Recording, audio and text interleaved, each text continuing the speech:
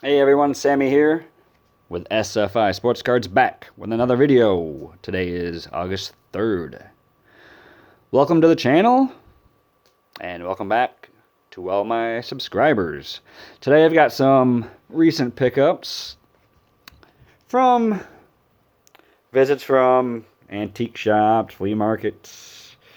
Got a pretty decent haul here of Hall of Famers and All-Stars. And it's nothing that's going to blow anybody away, but it's, it's not what it's all about. It's about finding things you like and adding them to your collections. So these are raw cards. I think some raw cards are just good as is. Couple might be grade worthy, but some still look great in top loaders, great in card savers. So, just personal preference. Some cards do look good beat up. Older cards. It gives them character and makes you wonder what kind of journey they've been on to get into your own hands. But these are in decent shape, so I looked, I saw, bought, and now I own. Simple as that. So, let's start off with Hall of Famer Nolan Ryan, 1979. Not much needs to be said about this guy. One of the all-time great starting pitchers. So this one looks pretty good. The 79. Next, we go to 77, another Hall of Famer. Joe Torre. This one looks really good, actually. Maybe this will be sent off. We will see.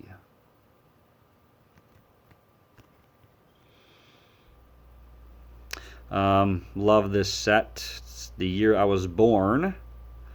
So I have that connection. I'm sure I'm not the only one who thinks that way about specific years. I kind of lucked out having 77 as the years I was born and what these cards look like. So, pretty sharp Torre. Next, we stick with Joe Torre, and we have a 74 here. He is with the Cardinals. Great action shot on this one. We'll do the flip here. This one's not bad. Not bad shape. Sticking with 74, we will go now with Brooks Robinson. This card's pretty good. Obviously some centering issues here, but that's fine. Maybe a couple dinged corners, but I am not worried about that at all.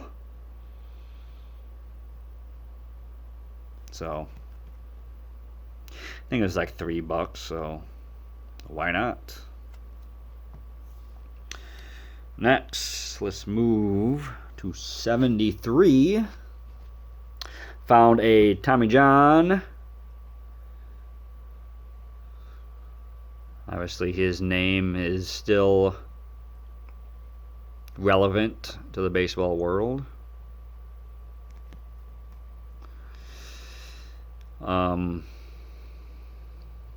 Yeah, another big reason I picked up this card is the backs. I love the backs of 73s.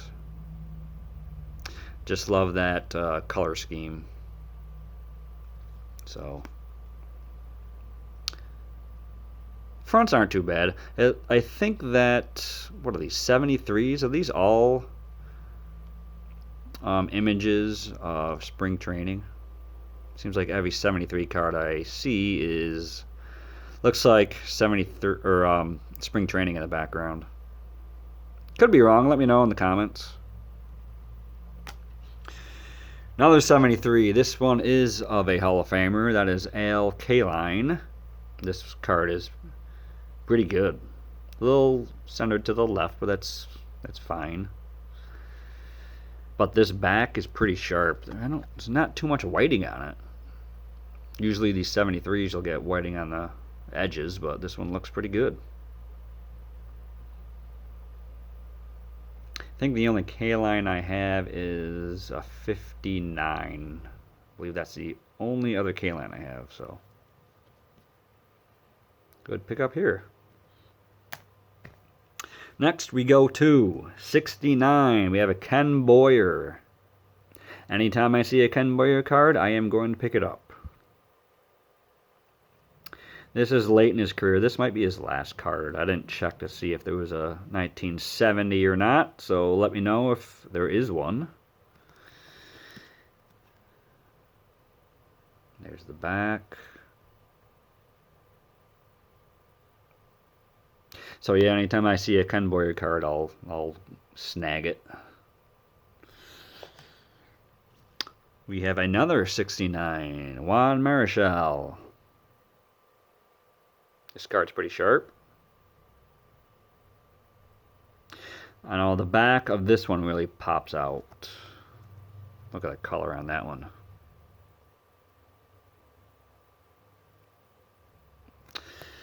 Okay, two more. Next, one of my favorite sets, the 58 Topps. We have Bill Mazeroski. This one obviously centered to the left and up top. But I got a decent price on this one. This is a couple years into his career. Now these 1950s cards, I mean, look at these logos. What happened? What happened that we cannot have this in modern day? Yeah, those logos are pretty awesome. And there's the back of the 58. Okay, last card. It is a 1956 of another Hall of Famer, George Kell, who was a tremendous hitter in his day. I love the backs of 56s as well. So I got this card $7. And there's an older gentleman selling them. And I said, this card's $7? He's like, yes, why? I was like, nothing. Here's my money. I'm out of here. Take it easy. So, I think this was a steal, if you ask me. This one might get graded. So yeah, so those are the cards. And now, if you've watched my channel before, you know that I will collect other items besides cards. So I found this item in a antique store. It is New York Daily News newspaper from Tuesday, April 9th, 1974, which you may or may not know was around the time when this man broke the home run record. 715 for Aaron. Now this is the full newspaper. It's in pretty good shape. I will actually take it out of the plastic for you. Flip through it real quick. Not all the pages, obviously. Basically, we'll just stick to the sports stuff. But, yeah. Saw this. Well, the guy actually who was at the store thought I would might want to look at it. I didn't really see it until he presented it to me. I was like, okay, yes, I will take that. So here's some other noteworthy news in the sports section. You see the top part there. You got the Ruth Aaron.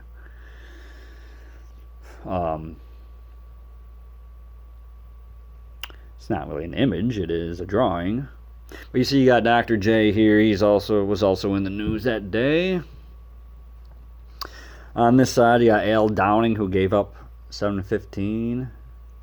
Quoted as saying, "I don't want to be the guy." Well, you happen to be the guy. And Al Downing was a good pitcher, but he is now linked to that famous home run. And down here it says, I guess Atlanta was kind of, sick of hearing about it day in, day out about this home run record. Now, I was not alive at the time, so I can't speak of exactly what was going on in Atlanta at that time, but yeah, I guess they were kind of saying, oh, it's just another day in baseball for us. So, which I really kind of highly doubt that. Whenever you see a record like that going to be broken, seems like you'd be pretty excited about it happening in your own city. Yeah, here's something also. Something about Wilt Chamberlain at the top there. Something on Reggie Jackson, and a little drawing of, I believe that is Gaylord Perry and Whitey Ford. And here's the back, and to have this is sort of like it didn't happen yet, but the front cover, they must have released the front cover afterwards. So this is leading up to him actually hitting 715. So yeah, I figured I will take this without a doubt. So that's what I picked up the last week or so. I've got a couple other groups of cards ready to show, but I think I'll break it up in different videos. I've been really looking into some 80s cards lately. I was kind of on a run of 50s cards, but I'm kind of 50s out at the moment. So I'm going to move away from the 50s stuff, I think. Looking at some 80s cards, particularly Topps Tiffany. Some had very low print runs, so I feel I need to get my hands on some of them. I've had some in my collection before, and they are pretty awesome looking.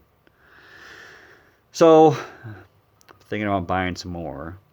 And like I said, I don't know if I mentioned it, but I've picked up some 77s, so I'll show those off in a future video. But there you have it. If you like what you see, subscribe. Do not be afraid. Let me know in the comments what you liked. What you liked about these Hall of Famers, about these cards, raw cards these are. And hit that like button. So, I hope everyone will stay safe here in the next couple days. Stay hydrated. It's supposed to be hot, at least where it is, where I'm from in New York. So, stay safe out there, and I will talk to you soon. Take care.